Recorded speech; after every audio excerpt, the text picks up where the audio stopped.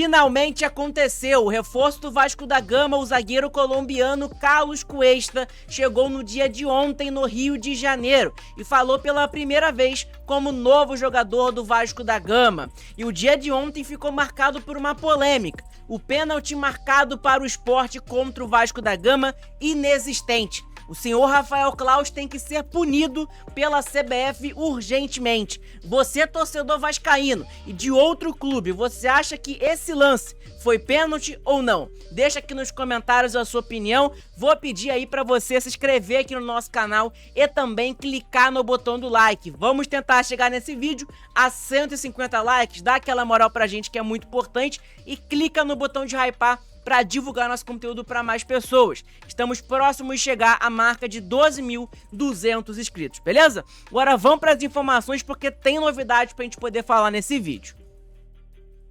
Vamos começar falando sobre o novo reforço do Vasco da Gama, o Carlos Cuesta, zagueiro colombiano que ficou marcado nessa janela de transferências do Vasco, né? Foi uma reviravolta danada. O jogador estava praticamente fechado com o Spartak Moscou da Rússia, acabou que ele já estava na Rússia, acabou voltando para a Turquia e aí o Vasco acertou a contratação do jogador. Enfim, o jogador chegou ao Rio de Janeiro no dia de ontem, durante o jogo do Vasco contra o Sport, o Carlos Cuesta chegou ao Rio de Janeiro. E ele falou pela primeira vez como novo jogador do Vasco e a gente vai colocar aqui o vídeo para vocês escutarem o novo zagueiro do Vasco da Gama, Carlos Cuesta. Vamos lá. Aqui pelo BTV Esportes, o zagueiro do Vasco colombiano. Boa noite, Carlos Cuesta. Seja bem-vindo ao Rio de Janeiro, ao Vasco da Gama. Queremos saber a sua expectativa para a sua chegada ao Vasco, também se você se encontra bem, como é que você está? Obrigado. Sí, buenas noches. Yo estoy bien, es lo primero que sepan que estoy bien. Estoy feliz de venir al Río, de estar aquí para concretar todo con Vasco y espero que sea muy rápido para poder estar entrenando. Tá bom, gente, obrigado. É isso daí. Aí, ó, Carlos Cuesta, seja bem-vindo. Deixa eu acompanhar Vai ser ele qual aqui, o número ó. da camisa, Marquinhos? Não tem.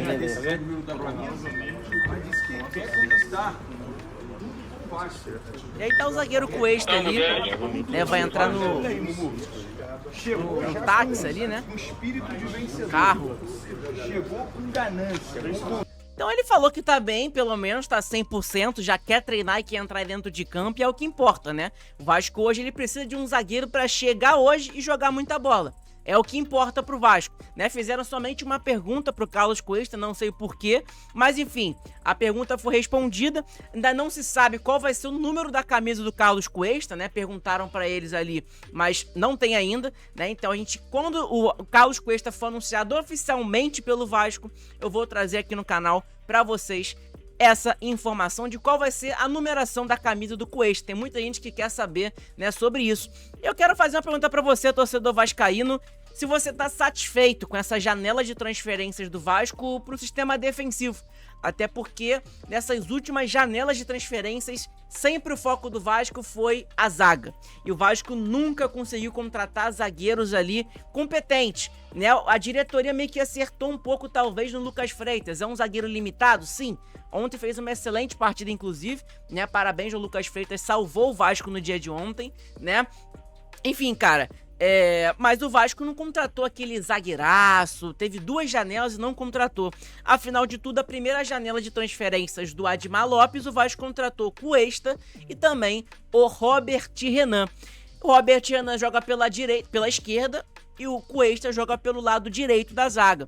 Então a zaga do Vasco da Gama após a data FIFA, talvez contra o Botafogo, deve ser Cuesta na esquerda, na direita, e o Robert Renan na esquerda como titular. Então seria muito importante pro Vasco, né, essa dupla de zaga. Você acha, torcedor vascaíno, que essa dupla de zaga, ela é uma boa ou não? Tá? É uma boa dupla de zaga ou não? Deixa aqui nos comentários a sua opinião. Bom, uma outra pergunta que eu quero fazer, torcedor vascaíno. No dia de ontem a gente venceu o Sport, cara, no sufoco, né? Passamos perrengue ali no final do jogo, desnecessário, né? Mas enfim, o jogo de ontem ficou marcado por um lance que foi um pênalti marcado ao Sport.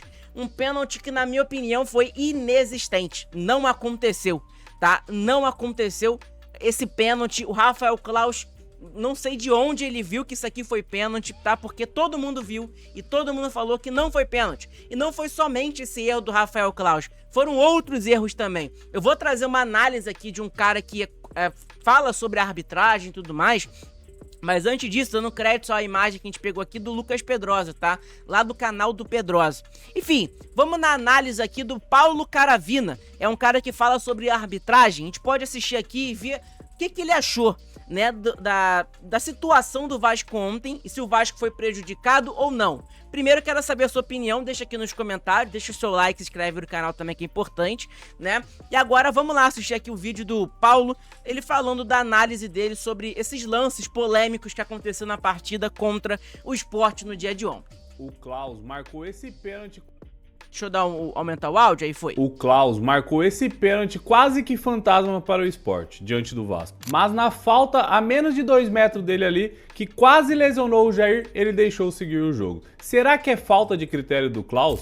O boleiro Rafael Claus apitou Sport e Vasco. E o VAR era o Marco Aurélio Fazecas. Ambos são do quadro da FIFA. No pênalti marcado para o Sport, dá para perceber que o defensor do Vasco passa quase que direto ali e só no final tem um contato entre o atacante e o defensor. Eu vejo o contato sendo forçado pelo atacante, que vai arrastando o seu pé ali para ter o contato com o defensor. Se tivesse tocado o atacante e o atacante valorizasse o contato, até entenderia o VAR não recomendar a revisão. Mas fica nítido que o defensor não atinge o atacante, que ao perceber que não seria atingido ali, busca o contato, arrasta seu pé tentando o contato. O VAR deveria sugerir revisão para retirar esse pênalti, que foge e muito do critério do Klaus, que costuma ter uma régua bem alta para marcação de falta. Aí, menos de 5 minutos depois, o Jair tenta sair jogando e o defensor do Sport salta dando um carrinho ali, uma tesoura. Se tivesse dando um carrinho se arrastando no gramado, até ok, dava para até deixar passar, já que ele pegou primeiro a bola. Mas essa entrada aqui foi quase uma voadora e mesmo pegando a bola antes de pegar o pé do Jair, isso é temerário. Ele desconsidera o risco de machucar ali o seu adversário, que até se machuca. O Jair saiu lesionado. Isso é falta e cartão amarelo. Repito, pela régua alta do Klaus, até entendo ele deixar passar essa falta e o cartão amarelo na lesão do Jair ali. Mas marcar aquela penalidade é inacreditável no próprio critério do boleiro Klaus. E para mais análise de arbitragem sem clubismo, já me segue aí.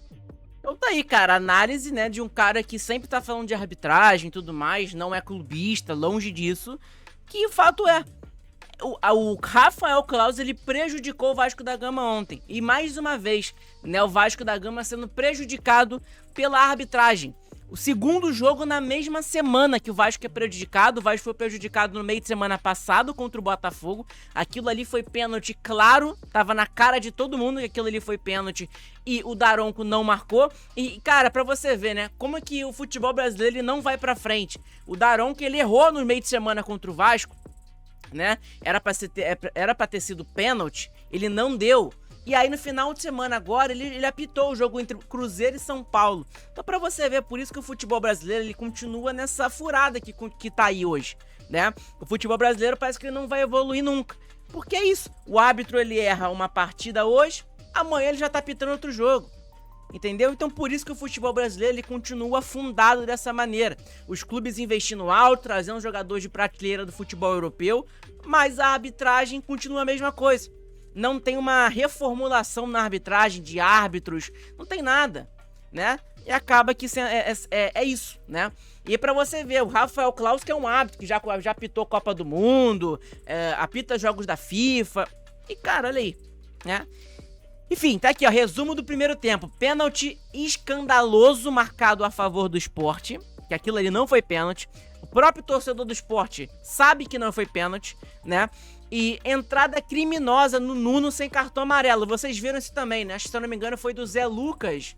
Eu acho que foi uma entrada do Zé Lucas, volante do Sport, no Nuno. E o Rafael Claus não deu um cartão amarelo. Não deu um cartão amarelo. E aí tá aqui, ó. Entrada criminosa no Jair sem marcar falta. O jogador precisou ser substituído com suspeita de entorse no joelho após o lance. Uma série de lances invertidos a favor do Sport. Mesmo assim, Sport 1, Vasco 2, difícil você acreditar em boa fé. É exatamente isso, né? É difícil o Vasco depender da arbitragem, né? Pra eles, o jogador tem que sair sem a perna, né? Sem o pé, ou com a perna toda machucada, pra eles marcar falta, pra eles dar cartão amarelo. Porque uma tesoura não é cartão amarelo? Que é isso? Que mundo é esse? Que loucura é essa? Enfim, uma doideira, né? A doideira mesmo que fizeram no dia de ontem, que sim, senhor Rafael Claus fez no dia de ontem do Vasco contra o Sport. Pra mim, ele errou em absolutamente tudo que ele fez ali em campo, apitou, né? Claro que tem o VAR, que o VAR também é culpado, tem 80 monitores na cabine do VAR, né? Lá onde fica 4 pessoas, fica o cara do VAR, mais 3 auxiliares ou 2 assistentes ali junto com ele. E o cara consegue errar coisas, meu irmão, ridículas. É algo ali inexplicável, de verdade. É algo ali que tem que ter explicação. E a dona CBF tem que punir, cara. Punir, reformular esses hábitos. A gente já cansado de Daronco já. Quantas vezes o Daronco não prejudicou o Vasco? Quantas vezes o Daronco já não prejudicou a sua equipe, se você não torce pro Vasco? Quantas vezes o Rafael Claus já prejudicou o Vasco da Gama? Ou outra equipe? Cara, é diversas vezes. E são os mesmos árbitros sempre. Os mesmos nomes, as mesmas caras. Nada muda. Não tem uma reformulação na arbitragem do Brasil.